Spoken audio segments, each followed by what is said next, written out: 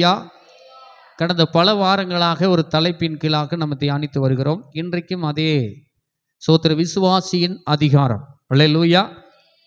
போன வாரத்தில் உங்களுக்கு விசுவாசத்தில் கொடுக்கப்பட்ட அதிகாரத்தை செயல்படுத்த வேண்டுமானால் நம்முடைய வாழ்க்கையில கர்த்தர் கொடுத்திருக்கிற அதிகாரம், வாக்குத்தத்தங்கள், வல்லமைகள், அபிஷேகம், வார்த்தை எல்லாம் வெளிப்பட வேண்டும் என்று சொன்னால் நம்முடைய நாவு ரொம்ப முக்கியம் அப்படின்னு சொல்லி பிரசங்கம் பண்ணேன். அல்லேலூயா.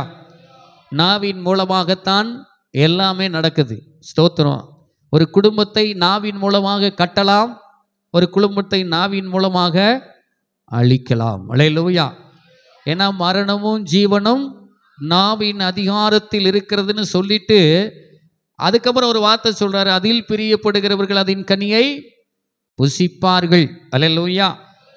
நீங்க நன்மையை விரும்பினீங்கன்னா நன்மையை நீங்க புசிப்பீர்கள், தீமையை விரும்பினீர்கள் என்றால் தீமையை புசிப்பீர்கள் என்று நாம் செய்கிற கிரியைகளுக்குண்டான கனி அதுதான். அல்லேலூயா. ஆகவே போன வாரத்தில் சொன்னேன், நாவு ரொம்ப முக்கியம். அல்லேலூயா. இந்த நாவை நம்ம எப்படியெல்லாம் சுழற்சிக்குள்ளே விடுகிறோமோ, எப்படியெல்லாம் பேசுகிறதுக்கு சுழட்டுகிறோமோ அப்படியெல்லாம் சுற்றி விட்டுரும். அல்லேலூயா. எத்தனை ராமேன்னு சொல்கிறீங்க? ராட்டன் துரி பார்த்துருக்கீங்களா? திருவிழாவிலாம் ராட்டன் துரி போட்டிருப்பாங்க. அதில் ஏறி உட்காந்திங்கன்னா பார்த்தீங்கன்னா அது தலைகீழாக போயிட்டு வரும். அல்லேலூயா. சோத்திரம். அது ஒரு சுழற்சி. அது மாதிரி தான் நாக்கை நம்ம எந்த அளவுக்கு சோத்திரம் நன்மைக்கு பயன்படுத்துகிறோமோ அந்த நன்மையின் உச்சகட்டத்தை வரைக்கும் நம்மளை சுழட்டி கொண்டு போய் விடும். அல்லேலூயா. எத்தனை ராமேன்னு சொல்கிறீங்க? ஆனால் தீமையை நாவலை உச்சரித்தோம் அப்படின்னா அதுக்குண்டான காரியத்தை அது செய்துடும். அல்லேலூயா. ஏன்னா ரெண்டையுமே நம்முடைய நாவல் தான் கர்த்தர் வச்சிருக்கிறார். ஆகவே அதை தொடர்ந்து இன்றைக்கு ஸ்தோத்திரம் நான் பேச போகிற தலைப்பு என்னன்னா, ஸ்தோத்திரம் வார்த்தையின் மூலமாக வாழ்க்கையை கட்டி எழுப்ப முடியும். அல்லேலூயா. இன்னைக்கு உலகத்தில் வாழ்க்கை சிறப்பாக இருக்க வேண்டுமானால், வாழ்வு அற்புதமாக இருக்க வேண்டுமானால், வாழ்க்கை மேன்மையாக சிறந்ததாக இருக்க வேண்டும் என்று சொல்லி உலகம் எதை யுக்தியோ கையாண்டு கொண்டிருக்கிறது. அல்லேலூயா. பொருளாதாரத்தில் முன்னேற்றப்பட வேண்டுமானால் பொருளாதாரத்தினுடைய நிபுணரை அணுகி என்ன செய்யணும்னு கேட்குறான். எத்தனை பேர் ஆமேன்னு சொல்றீங்க? புரியுதா நான் சொல்றது? பொருளாதாரம் ஆசீர்வதிக்கப்படணும், இதுக்குன்னே அரசியல் ஜெயிக்க வேண்டும் என்று சொல்லி அரசியலை ஜெயிப்பதற்கு யுக்திகளை ஒரு மனுஷன் செஞ்சு கொண்டிருக்கிறான் உலகத்திலே. அல்லேலூயா. எத்தனை பேர் ஆமேன்னு சொல்றீங்க? இது மாதிரி நிறைய சொல்லிக்கொண்டே போகலாம். சோத்திரம். ஆசீர்வதிக்கப்படுகிறதற்கு பலவிதமான காரியங்களை, பலவிதமான டெக்னிக்கல்ஸ் என்று சொல்லுவார்கள், யுக்திகள் கையாண்டு கொண்டு அதில் சில பேர் சக்ஸஸாக இருக்கிறாங்க, சில பேர் தோற்று போய் இருக்கிறாங்க. அல்லேலூயா.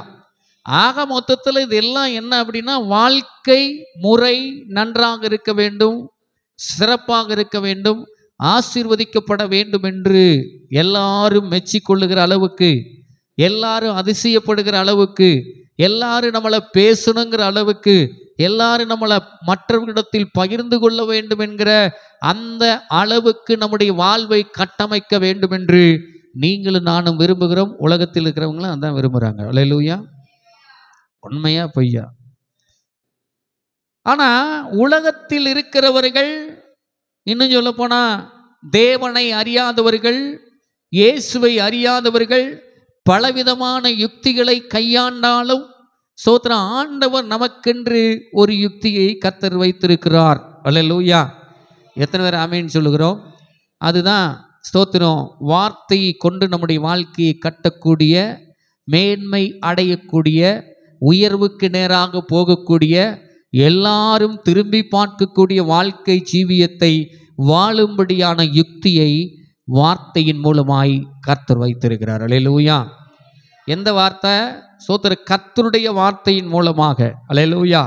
நம்மகிட்டயே எல்லாம் இருக்கு, ஆனால் நம்ம அதை புரிந்து கொள்ளாமல் எங்கெங்கோ அலைந்து திரிந்து வேறு இடத்துல தான் நம்முடைய வாழ்க்கைக்குண்டான, மேன்மைக்குண்டான, வளர்ச்சிக்குண்டான, சுகத்திற்குண்டான காரியம் இருக்கிறது என்று அலைந்து திரிந்து கொண்டிருக்கின்றோம். அல்லேலூயா. எத்தனை பேர் ஆமேன்னு சொல்லுகிறோம்? நான் சொல்லுகிறேன், நம்முடைய ஆண்டவராகிய இயேசு கிறிஸ்துவின் மூலமாக உடைக்கப்பட்ட குடும்பங்களை கட்டி எழுப்ப முடியும். அல்லேலூயா. உடைக்கப்பட்ட இருதயத்தை கட்டி எழுப்ப முடியும். அது நம்முடைய வார்த்தையில், ஆண்டவராகிய இயேசு கிறிஸ்துவினுடைய வார்த்தையில் இருக்கிறது. இதை நாம் புரிந்து கொள்ள வேண்டும். அல்லேலூயா.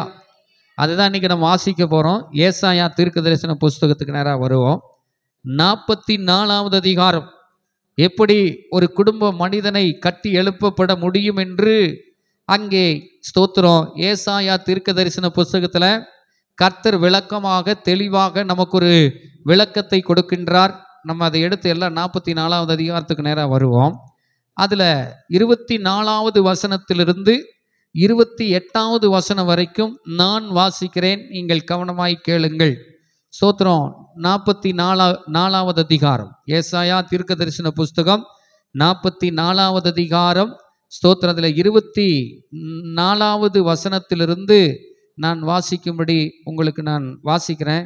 நீங்கள் கவனமாக கேட்கும்படி உங்களை அன்போடு விட கேட்டுக்கொள்ளுகிறேன். ஸ்தோத்திரம். வாசிக்கலாம். நான் வாசிக்கிறேன். 24வது வசனத்திலிருந்து. உன் மீட்பரும் தாயின் கற்பத்தில் உன்னை உருவாக்கினவருமான கர்த்தர் சொல்லுகிறதாவது, நானே எல்லாவற்றையும் செய்கிற கர்த்தர், நான் ஒருவராய் வானங்களை விரித்து நானே பூமியை பரப்பினவர். நான் கட்டுக்கதைக்காரரின் குறிகளை அபத்தமாக்கி குறி சொல்லுகிறவர்களை நிர்மூடமாக்கி ஞானிகளை வெட்கப்படுத்தி அவர்கள் அறிவை பைத்தியமாக பண்ணுகிறவர். நான் என் ஊழியக்காரரின் வார்த்தையை நிலைப்படுத்தி என் ஸ்தானாதிபதிகளின் ஆலோசனையை நிறைவேற்றி குடியேறுவாய் என்று எருசலேமுக்கும் கட்டப்படுவீர்கள் என்று யூதாவின் பட்டணங்களுக்கும் சொல்லி அவைகளின் பாழான ஸ்தலங்களை எடுப்பிப்பவர். நான் ஆழத்தை நோக்கி வற்றிப்போய் என்றும் உன் நதிகளை வெட்டாந்தரை ஆக்குவேன் என்றும் சொல்லுகிறவர். கோரேசை குறித்து அவன் என் மேய்ப்பன், அவன் எருசலேமை நோக்கி நீ கட்டப்படு என்றும் தேவாலயத்தை நோக்கி நீ அஸ்திபாரப்படு என்றும் சொல்லி எனக்கு பிரியமானதை எல்லாம் நிறைவேற்றுவான் என்று சொல்லுகிறவர் நானே. அல்லேலூயா. சத்தமா சொல்லலாமா? அல்லேலூயா. இந்த வசனங்களை வாசிக்கும்போது ஒருவேளை கர்த்தர் பேசுகிறார் என்று நாம் நினைக்கலாம். கர்த்தர் ஏசாயா தீர்க்கதரிசிக்கு வெளிப்படுத்துகிறார் என்று நீங்கள் நானும் நினைக்கலாம். அல்லேலூயா. ஆனால் ஆண்டவருடைய வேதம் என்ன சொல்லுகிறது? ஸ்தோத்திரம். 26வது வசனத்தில் நாம் வாசிக்கும்போது, நான் என் ஊழியக்காரரின் வார்த்தையை நிலைப்படுத்தி. அல்லேலூயா. ஊழியக்காரன் என்பவன் யார்? அதான் இன்னைக்கு முக்கியம். பாருங்க, நிலைப்படுத்தி. ஊழியக்காரரின் வார்த்தையை நிலைப்படுத்தின என்ன அர்த்தம்? ஊழியக்காரன் பேசுகிற வார்த்தையை, ஊழியக்காரன் உச்சரிக்கிற வார்த்தையை, ஊழியக்காரன் பிரகடனப்படுத்துகிற வார்த்தையை நான் நிலைப்படுத்துவேன். அல்லேலூயா. நிற்க செய்வேன், அதன்படி செய்வேன், அது உண்டாகும், அது செய்யும் என்று நிலைப்படுத்துவேன் என்று கர்த்தர் சொல்லுகிறார். அல்லேலூயா. அப்போ ஊழியக்காரனுடைய வார்த்தையை நிலைப்படுத்துறாருன்னா ஊழியக்காரன் யாரு? அல்லேலூயா. சோத்திரம். அதை நம்ம புரிஞ்சுக்கணும் இல்லையா? முதல்ல ஊழியக்காரன் என்பவன் அவரால் தெரிந்து கொள்ளப்பட்டவர்கள், அது மட்டுமல்ல அவருடைய வேலையை செய்கிறவர்கள். சோத்திரம். இன்னும் சொல்ல போனா ஏதோ ஒரு விதத்தில் தேவனுடைய ராஜ்யத்தினுடைய பணிக்காக செயல்படுகிற மக்கள் ஊழியர்கள். அல்லேலூயா. எத்தனை பேர் ஆமென் சொல்றீங்க? அப்ப ரட்சிக்கப்பட்ட ஒவ்வொருவருக்குமே வேலை இருக்குது. அப்ப எல்லாருமே எல்லாருமே என்னதான்? ஏதோ ஒரு விதத்தில் தேவனுக்கு ஊழியத்தை செய்கிற, வேலையை செய்கிறதான மக்களா இருக்கிற நம்முடைய வார்த்தையை அவர் நிலைப்படுத்துவேன் என்று கர்த்தர் சொல்லுகிறார். அல்லேலூயா. எத்தனை பேர் ஆமென் சொல்றீங்க? அங்க சொல்றாரு, நிலைப்படுத்தி என் ஸ்தானாதிபதிகளின் ஆலோசனையை நிறைவேற்றுவேன். எவனாவது இப்படி சொல்லியிருக்கானா? சொல்லுங்க. அல்லேலூயா. ஆலோசனையை நிறைவேற்றுவேன். நீங்களும் நானும் சொல்ற ஆலோசனை. ஸ்தோத்திரம். எத்தனை பேர் ஆமென் சொல்றீங்க? நீங்களும் நானும் சம்பாசிக்கிற, நீங்களும் நானும் ஆண்டவரிடத்தில் பேசுகிற காரியத்தை அவர் என்ன பண்றாரா? நிறைவேற்றுகிறவர், முடிக்கிறவர், முடித்து வைக்கிறவர். அல்லேலூயா. எத்தனை பேர் ஆமென் சொல்றோம்? அப்பனா என்ன அர்த்தம்னா, உடன் பங்காளிகளாக கர்த்தருடைய சமூகத்தில் சம பங்கை கொடுத்து, அதிகாரத்தை கொடுத்து, நம்மை அவரோடு கூட பேசும்படியாய், அவரோடு கூட உலாவும்படியாய், அவரோடு கூட இருக்கும்படியாய் கர்த்தர் நம்மை பார்க்கிறார். அல்லேலூயா. இது எத்தனை சிலாக்கியம்! ஆமேனா இல்லையா? அல்லேலூயா. எத்தனை ஆண்டவர் பெரியவராய் இருக்கிறார் பாருங்க. அல்லேலூயா. ஆகவே நாம் செய்யப்பட வேண்டிய விஷயம் என்னன்னா, இப்போ நம்ம புரிந்து கொள்ளக்கூடிய விஷயம், நம்முடைய வார்த்தையை நிலைப்படுத்துகிறார், நம்முடைய ஆலோசனையை கேட்கிறார், அதன்படி அவர் நிறைவேற்றுவதற்கு வல்லவராய் இருக்கிறார். அல்லேலூயா. அப்படி நம்ம புரிஞ்சுக்கணும். அப்போ இன்னும் நீங்கள் கீழே சொல்லிட்டு வந்தீங்கன்னா, எல்லாம் வீட்டில் போய் வாசித்து பாருங்க. ஒரு காரியத்தை மாற்ற நான் சொல்ல விரும்புகிறேன். 28வது வசனம் சொல்லுகிறது, கோரேசை குறித்து, அவன் என் மேய்ப்பன், அவன் எருசலேமை நோக்கி நீ கட்டப்படு என்றும் தேவாலயத்தை நோக்கி நீ அஸ்திபாரப்படு என்றும் சொல்லி எனக்கு பிரியமானதை எல்லாம் நிறைவேற்றுவான் என்று சொல்லுகிறவர் நான். அல்லேலூயா. இப்போ இந்த வசனத்தில் என்ன சொல்லப்பட்டிருக்கிறது? இயேசு கிறிஸ்து கோரேசை எழுப்புகிறார். கர்த்தராகிய தேவன் கோரேஸ் என்கிற ஒரு ராஜாவை எழுப்புகிறார். அலங்கம் இடிந்து கிடக்கிறது, எருசலேம் சூறையாடப்பட்டிருக்கிறது. எருசலேம் ஒன்றுமில்லாமல் ஜனங்கள் அவதியிலே, பீதியிலே, சோத்திரம், அந்த ஜனங்கள் வேதனையோடு உடைக்கப்பட்ட நிலையிலே, துன்பப்படுத்தப்பட்ட நிலையிலே, எருசலேம் அலங்கம் எல்லாம் இடிக்கப்பட்ட நிலையில இருக்கின்ற போது, அங்கே கோரேஸ் என்கிற ராஜாவை எருசலேமை கட்டுகிறதற்காக எழுப்புகிறார். அல்லேலூயா. எருசலேம் மக்களை கட்டுவதற்காக எழுப்புகிறார். மக்களை மறுபடியுமாக தேவனுடைய பக்கமாக கட்டி ஆவிக்குரிய ஜீவியத்தில் எழுப்புகிறதற்காக அவர் ஸ்தோத்திரம் என்ன செய்கிறார்? கோரேஸ் என்கிற ராஜாவை எழுப்புகிறார். இங்க சொல்றாரு, நீ கட்டப்படு என்றும் தேவாலயத்தை நோக்கி நீ அஸ்திபாரப்படும் என்று சொல்லி. அல்லேலூயா. அந்த சொல்லிங்கிற வார்த்தை ரொம்ப முக்கியம். அல்லேலூயா. ஸ்தோத்திரம். நம்ம எப்படி நம்முடைய வாழ்க்கையை செழிப்பாக, நம்முடைய வாழ்க்கையை நல்ல முறையில் அமைத்து கொள்ள முடியும்னா, ஸ்தோத்திர வேதம் சொல்லுகிறது, கர்த்தருடைய வார்த்தையை நாம் சொல்லி சொல்லியே காட்ட வேண்டும். அல்லேலூயா. எத்தனை பேர் ஆமென் சொல்றோம்? அப்போ இயேசு கிறிஸ்து எப்படி கட்டமைச்சார்? தேவனாகிய கர்த்தர் ஆதி காலங்களிலே பூமி ஒருங்கின்மையும் வெறுமையாக காணப்பட்டது. ஸ்தோத்திரம். எத்தனை பேருக்கு புரியுது நான் சொல்றது? அன்னைக்கு மனுஷனே கிடையாது, எதுவுமே கிடையாது. ஆனா ஆண்டவர் ஸ்தோத்திரம் ஒழுங்கின்மையாக சிதறடிக்கப்பட்ட பாழான ஸ்தலமாக, இடிக்கப்பட்ட, நொறுக்கப்பட்ட, எல்லாம் ஆங்காங்கே உதாசீனமாக கிடந்த பூமியை கர்த்தர் எப்படி கட்டமைத்தார் என்று சொன்னால், எப்படி கட்டமைத்தார் சொல்லுங்க? அல்லேலூயா. எப்படி நல்லதா உருவாக்குனாரு? வார்த்தையை கொண்டு. கர்த்தருடைய வேதம் சொல்லுகிறது, ஏன் 7 நாட்களும் தன்னுடைய வார்த்தையினாலே ஸ்தோத்திரம் பூமியிலே அனைத்தையும் சிருஷ்டித்தார். அல்லேலூயா. ஸ்தோத்திரம். வானங்களை படைச்சார், மச்சத்தை படைச்சார், எல்லாத்தையும் கம்ப்ளீட்டா மனுஷனை படைச்சு 7வது நாள் ஓய்ந்திருந்தார். அன்றைக்கு அவர் சொல்லி சொல்லி சொல்லி சொல்லி ஸ்தோத்திரம் தேவனுடைய வார்த்தையை உச்சரித்து உச்சரித்து பேசி பேசி ஒரு பெரிய உலகத்தை நல்ல முறையில் சிருஷ்டித்தவர். அல்லேலூயா.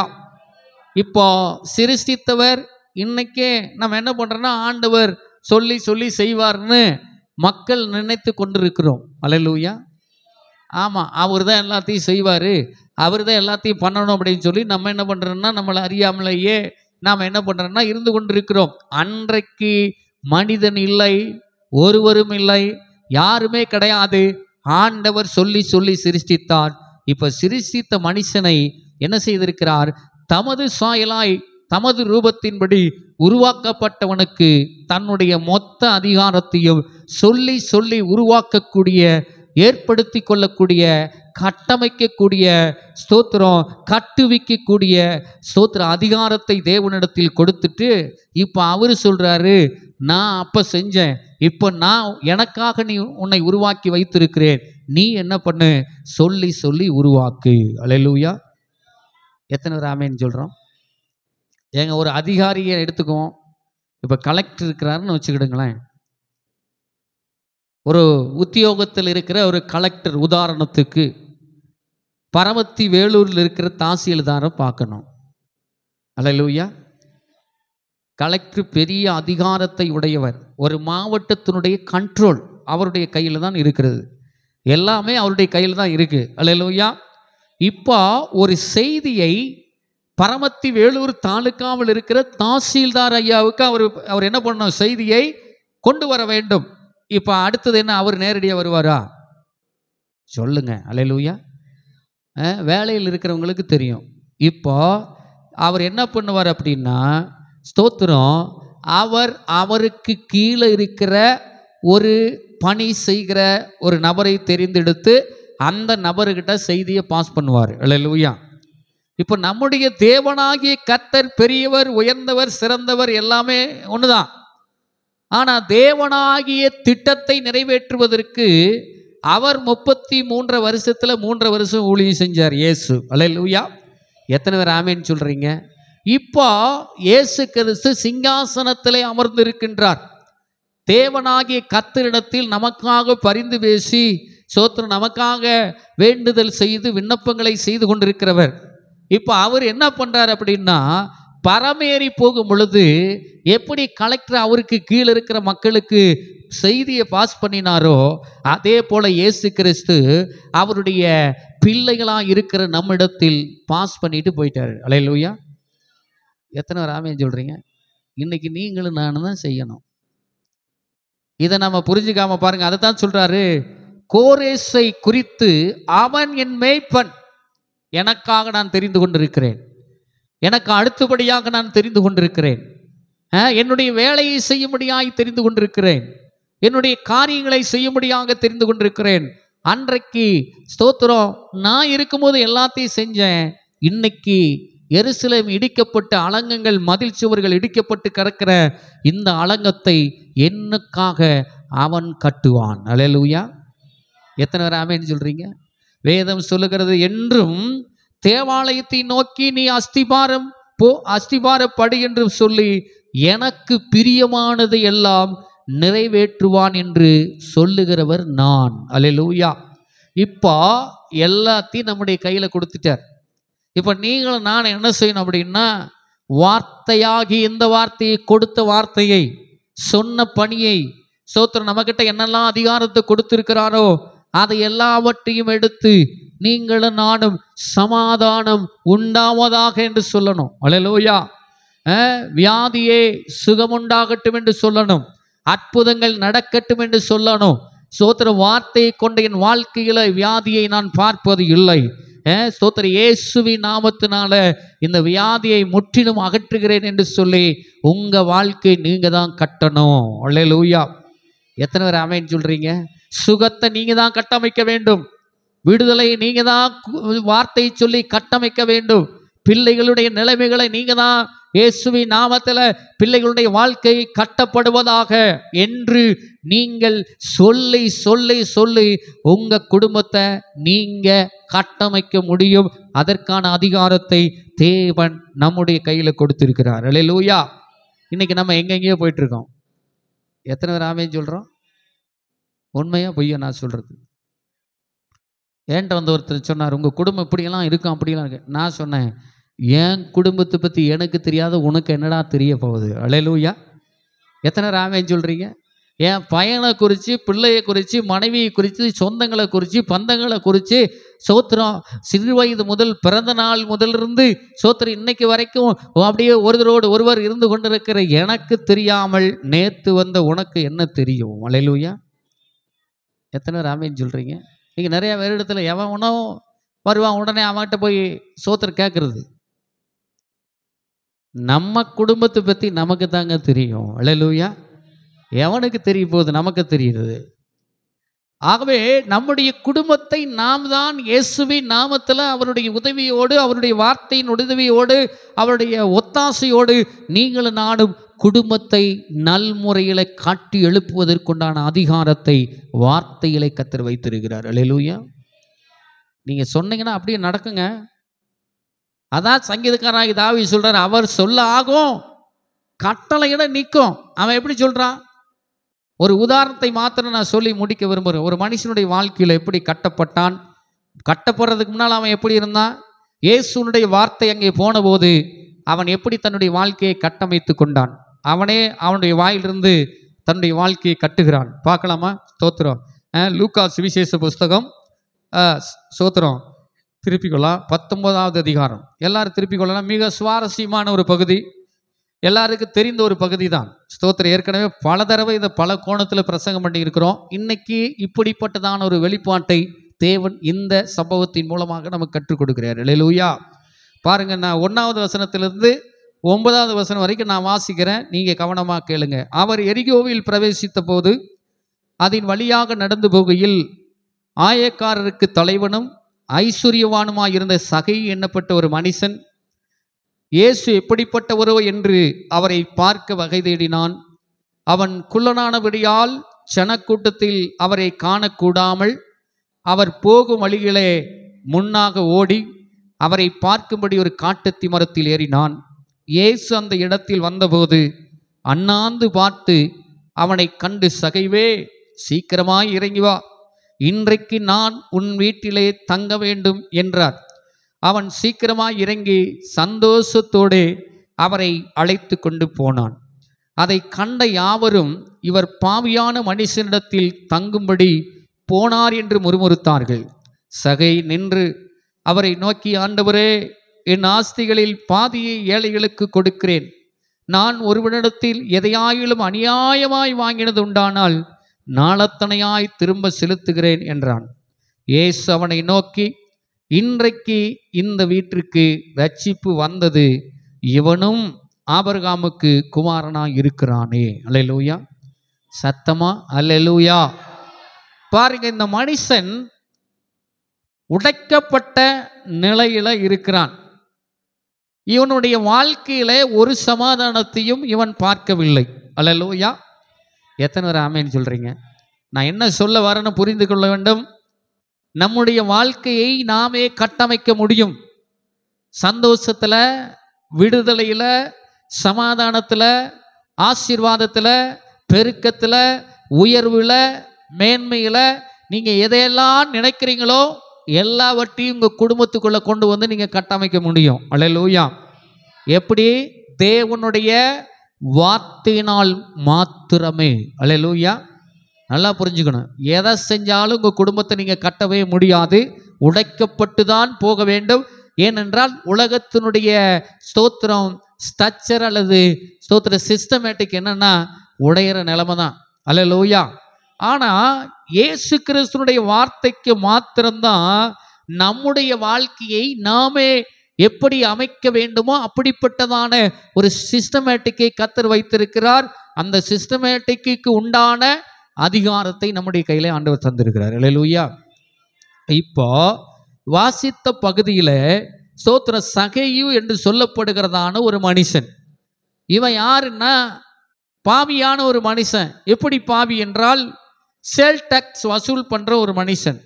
உலகத்தில் ஊருக்குள்ள இருக்கிறவனிடத்தில் 1க்கு 2 4க்கு ஸ்தோத்திரம் என்ன பண்றான்னா வரியை வசூல் பண்ணி, தேவையில்லாத காரியத்திற்கு வரியை வசூல் பண்ணி, நம்ம பாஷையில் சொன்ன போனா ஊரை அடிச்சு உலையில போட்டு பாவியா இருந்த ஒரு மனுஷன். அல்லேலூயா. எத்தனை பேர் இங்க இருக்கிறீங்க? அப்போ இவனுடைய சமாதானத்திற்கோ சந்தோஷத்திற்கோ குடும்பம் நல்லா இருப்பதற்கோ உண்டான வழி ஒன்றுமே இல்லை. அல்லேலூயா. ஒவ்வொரு நேரத்தில் இவன் செய்கிறது அநியாயம். எத்தனை பேர் ஆமென் சொல்றீங்க? இவன் செய்கிறது மக்களுக்கு பிடிக்காத காரியம். 1க்கு 2 வரி வசூலை பண்ணி சோத்திரம் மக்களுடைய இருதயத்தை கடினப்படுத்தி அதன் மூலமாக வருகிற சாபங்களை சுமந்து இருதயத்திலே உடைக்கப்பட்டவனாக நொறுக்கப்பட்டவனாக ஸ்தோத்திர உலகத்தில் வாழ்ந்து கொண்டிருந்த ஒரு மனுஷன். அல்லேலூயா. இன்னைக்கு ஒருவேளை அப்படி உடைக்கப்பட்டு வந்திருக்கிறீர்களா? சமாதானம் இல்லாமல் வந்திருக்கிறீர்களா? சந்தோஷம் இல்லாமல் வந்திருக்கிறீர்களா? ஸ்தோத்திரம், என் வாழ்க்கையில் எவ்வளவுதான் செஞ்சாலும் பணம் கையில் நிற்க மாட்டேங்கிறது, பொத்தப்பையில் போட்டது மாதிரி போய் விடுகிறது என்று நினைக்கிறீர்களா? அவை எல்லாவற்றையும் தடை செய்யக்கூடிய அதிகாரம் வார்த்தை உங்களுடைய கையில் இன்றைக்கு ஆண்டவர் தருகிறார். அல்லேலூயா. எத்தனை பேர் ஆமென் சொல்லுகிறோம்? பாருங்க, இந்த சகைவு என்று சொல்லப்படுகிற மனுஷன் சோத்திரம் வரி வசூல் பண்ணி பண்ணி மக்களுடைய வெறுப்பை தான் சம்பாதிச்சு வச்சிருக்கான், வேதனையை சம்பாதித்து வைத்திருக்கிறான், பாவத்தை சம்பாதித்து வச்சிருக்கிறான், சாபங்களை சம்பாதிச்சு வச்சிருக்கிறான். இப்படி இருக்கிற ஒரு மனுஷனுடைய வாழ்க்கையில சமாதான வாழ்வு இருக்கு என்று நினைக்கிறீர்களா? சொல்லுங்க. அல்லேலூயா. ஒண்ணுமே இல்லை. இப்ப என்ன ஆகி போச்சு அப்படின்னா, சோத்திரம் ஒரு பல நாள் உடைக்கப்பட்டவனாக, வெறுக்கப்பட்டவனாக, ஸ்தோத்திரம் தன்னுடைய வாழ்க்கை நொறுக்கப்பட்ட சூழ்நிலையிலே இவன் என்ன செய்கிறான்? வாழ்ந்து கொண்டிருக்கிறான். அல்லேலூயா. எத்தனை பேர் ஆமேன்னு சொல்றீங்க? பல வருஷம் இருக்கா? எத்தனை வருஷமா நம்ம ஆண்டுடைய சமூகத்தில் சமாதானம் இல்லாமல் உடைக்கப்பட்டு நொறுக்கப்பட்டு நாம் இருப்போம் என்றால், இன்றைக்கு அதற்கு ஒரு வழியை கர்த்தர் உங்களுக்கு காண்பிக்க வல்லவர். அல்லேலூயா. ஆனால் எதிர்பார்ப்போடு இருங்கள். பாருங்க, நடக்கிற காரியத்தை நல்லா கவனித்து பார்த்தா இவனுக்கு வழியும் தெரியல. பல ஆண்டுகள் உடைக்கப்பட்ட நிலையிலே அவன் வாழ்க்கையில் சமாதானம் இல்லாமல் நொறுக்கப்பட்ட நிலையிலே அவன் வாழ்ந்து கொண்டிருக்கிற நேரத்தில் தான் வார்த்தையாகிய கிறிஸ்து இயேசு அங்கே எரிகோ வழியாய் கடந்து வருகிறார். அல்லேலூயா. எத்தனை ராமேன்னு சொல்றீங்க? இப்போ இந்த மனுஷன் பல வருஷங்கள் உடைக்கப்பட்டு சமாதானம் இல்லாமல், சந்தோஷம் இல்லாமல், பொருளாதாரம் இருக்கிறது ஆனால் ஆசீர்வாதம் இல்லை, பொருளாதாரம் இருக்கிறது, பணம் இருக்கிறது, அவனை ஒரு மனுஷனுக்கு தேவையான அளவுக்கு மீறி அவனிடத்திலே ஆஸ்தியும் அந்தஸ்தும் பணங்களும் இருக்கிறது, ஆனால் சமாதானம் இல்லை, உடைக்கப்பட்ட இருதயம். ஆண்டவரை பார்த்த உடனே, சோத்திரம் செய்தியை கேட்ட உடனே உனக்குள்ள ஒரு பெரிய சந்தோஷம். என் வாழ்க்கையை இன்னைக்கு நான் கட்டமைத்துக் கொள்வேன். அல்லேலூயா. என் வாழ்க்கையை இன்னைக்கு நான் என்ன செய்வேன்? வேறு விதமாக அற்புதமான நிலையிலே, ஆசீர்வாதமான நிலையிலே, நல்வாழ்க்கைக்கு நேராக நான் நடத்த வேண்டும் என்று சொல்லி தீர்மானத்தை எடுத்து இயேசுவை பார்க்கும்படி அவன் ஓடுகிறான். அல்லேலூயா. எத்தனை பேர் ஆமேன்னு சொல்கிறீர்கள்? ஒருவேளை நீங்கள் அப்படி இருந்துட்டு என் வாழ்க்கையில் ஒன்றுமே இல்லைன்னு சொல்லி இயேசுவை தேடி நீங்கள் வந்திருக்கலாம். நீங்கள் வந்தது ஸ்தோத்திரம், அது வீணாய் போகாது. அல்லேலூயா. எத்தனை பேர் ஆவேன்னு சொல்கிறீங்க? பாருங்க, அது வந்த உடனே ஆண்டவரை பார்த்த உடனே ஒரு சாக்கு, இவன் குள்ளனா இருக்கிறான், ஆனாலும் சிரமத்தை பார்க்காமல் காட்டத்தி மரத்தில் ஏறி அவன் உட்கார்ந்து கொண்டிருக்கின்ற போது வார்த்தை அங்கே வருகிறது. அல்லேலூயா. எத்தனை பேர் ஆமேன்னு சொல்கிறோம்? வார்த்தை வந்த உடனே இவன் அப்படியே பார்த்துக்கிட்டு இருக்கிறான். இயேசு வார்த்தையை தேடுகிற ஜனங்களை தான் அவர் தேடி வருகிறார். அல்லேலூயா. எத்தனை பேர் ஆமேன்னு சொல்கிறீங்க? இயேசு கடலோரத்துலலாம் போகும்போது, படவை அலசிக்கிட்டு இருக்கும்போது, படகுல உட்கார்ந்து இருக்கும்போது ஒரு கூட்டம் ஜனங்க வந்துடுது வார்த்தையை கேட்கும்படியாய். அப்போ வார்த்தையை கேட்கிற, விசுவாசிக்கிற, நம்புகிற எந்த பிள்ளைகளுக்கும் அவர் அற்புதங்களை செய்ய வல்லவராயிருக்கிறார். அல்லேலூயா. இவன் ஏறி உட்காந்துட்டான். வார்த்தையாகி கிறிஸ்து அந்த இடத்துல வந்த உடனே நின்று, சகைவே கீழே இறங்கு. அல்லேலூயா.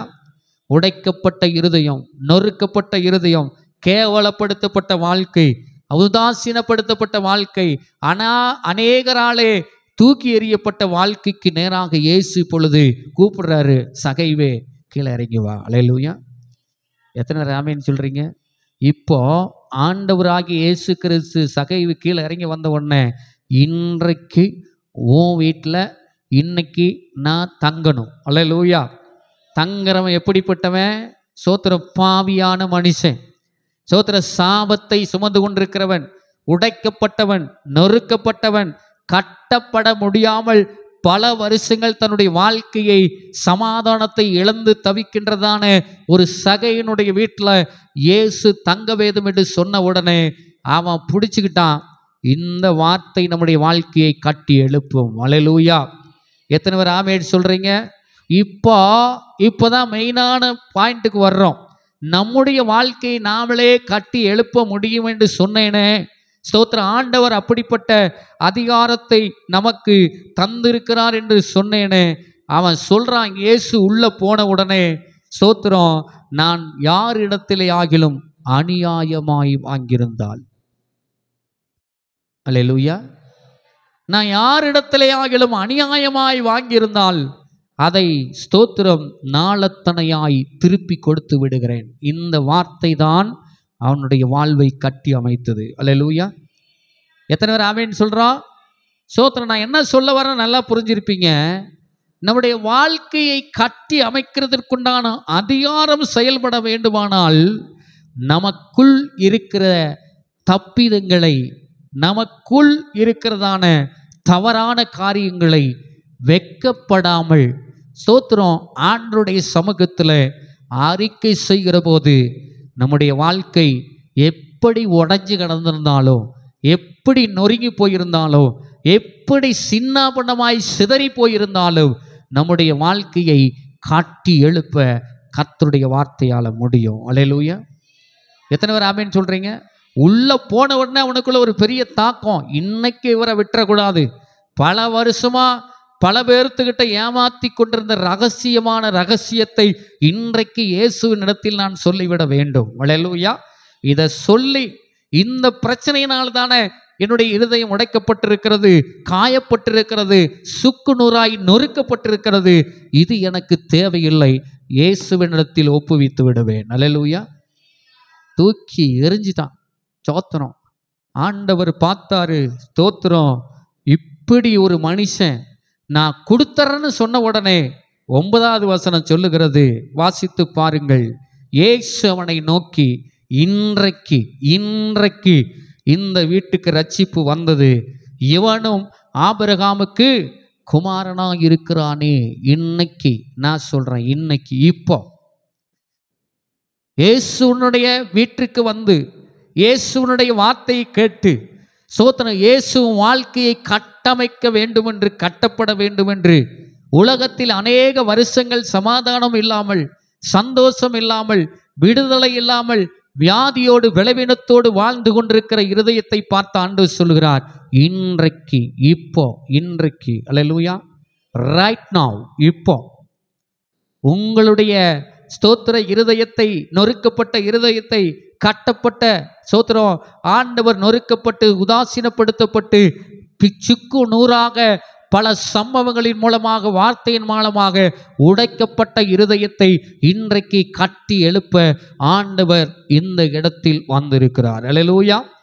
வந்தவரை நீங்க விடக்கூடாது. ஸ்தோத்திர. சகைவு இயேசுவை பார்த்த மாத்திரத்தில் தனக்குள் எது தடையாய் இருக்கிறதோ, எது கட்டமைப்புக்கு தடையாய் இருக்கிறதோ, சந்தோஷத்திற்கு தடையாய் இருக்கிறதோ, இருதயம் உடைக்கப்படுகிற சூழ்நிலைகள் எதெல்லாம் இருக்கிறது என்று கண்டுபிடித்து தேவனுடைய சமூகத்தில் அறிக்கை செய்து விட்டான்.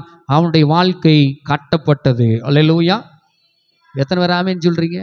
இன்னைக்கு நம்ம அதை செய்ய போகிறோம்.